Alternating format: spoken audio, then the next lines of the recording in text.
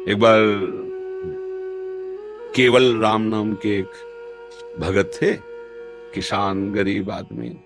पहले हमने देखा है गांव में बहुत गरीबी होती थी, अब तो थोड़ा आर्थिक व्यवस्थाएं सुधरी हैं, क्योंकि पहले ट्यूबवेल आदि की व्यवस्थाएं नहीं थी, बहुत मुश्किल से सिंचाई होती थी और खाद आदि भी नहीं थे। गाय के गोबर आदि की खाद डाली जाती थी। 1 बीघा खेत में 6 मन या 8 मन गेहूं पैदा होता था।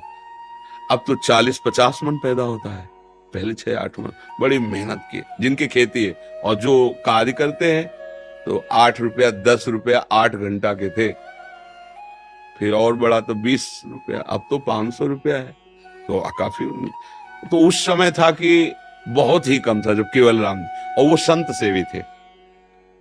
अब मंजूरी करके, अब संत सेवी मतलब संतों का क्या है कि भाव से एक बार आप तो 2 संतों से कहेंगे।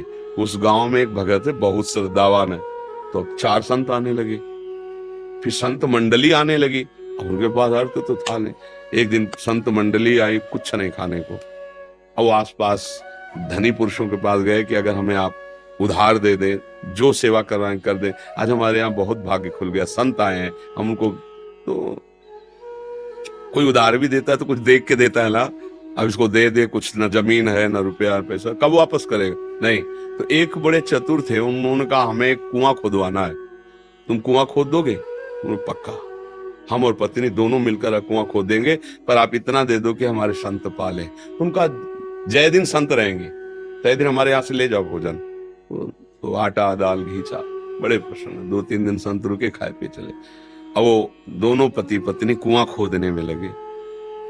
एक फावड़ा मारते राम, राम भगत, वो तसला उठाते राम, नाम लेते हुए ऐसा 60 हाथ खोदने पर तब कहीं पानी निकलता था। तो अभी 40 हाथ ही खोदा होगा कि वो पत्नी तो ऊपर थी और बीच से रज भसक गई और कुआं तुप गया। तो 20-25 हाथ मिट्टी उनके ऊपर। अब सेठ ने कहा कि भाई हम क्या कर सकते हैं, और उस समय जेसीबी वाला जमाना तो था नहीं, पुराना समय। कहा भाई हम तो पैसे भोजन दिया था, तय किया था खुदवान, और मर गए कैसे? अब इतना खो कैसे? भाई कोई यंत्र हो तो जल्दी जल्दी। और फिर मनुष्य जीवन तो एक क्षण का है, श्वास पूरी नहीं तो मर जाओगे भाई, आधा मिनट, पौन मिनट, 1 मिनट, इसके बाद तो दम घुट जाएगा, प्राण तो मर गए। ऐसा सबको अब पत्नी को समझा बुझा के कुछ दे ले खान पान के, कि भाई वो तो पधारी गए हैं, अब जब आपको जरूरत हो हमसे ले जाना, ये सहयोग कर सकते हैं। अब ऐसा तो नहीं कि कुआं खोदा जाए जिंदा मिले। पर वो राम राम जपने वाले एक एक फावड़े पे कुआं पूर दिया गया कि ये ठीक नहीं, असगुन हो गया, आदमी मर गया उसमें। एक दिन वहां से कोई राजा निकल रहे थे, मार्ग था, तो उनको सुनाई दिया राम राम।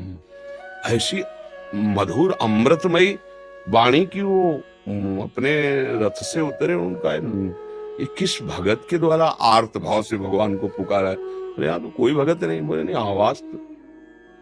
आवाज के सारे वहां गए। बोले यहाँ से आवाज आ रही? तो लोगों ने कहा हाँ, 1 महीना पहले कुआं खोद रहे थे केवल राम जी, तो मिट्टी गिर गई तो मर गए। बोले नहीं, आवाज आ रही, सुनो। तो राम राम। अब वो तो राजा थे, तुरंत हुक्म किया, तो बड़े जो राजकीय विभाग सैनिक सब लगे, मिट्टी हटाई गई। तो जहां केवल राम जी बैठे थे ना, वहां 2-3 हाथ ऐसे गुफा सी बन गई थी, एक भी मिट्टी नहीं गई। और जब वहां खोद के पहुंचे तो देखा सामने सुंदर भोग और शीतल जल। 1 महीना हो गए थे दबी हुई। ऐसे बैठने के कारण थोड़ा पीठ टेढ़ी हो गई थी।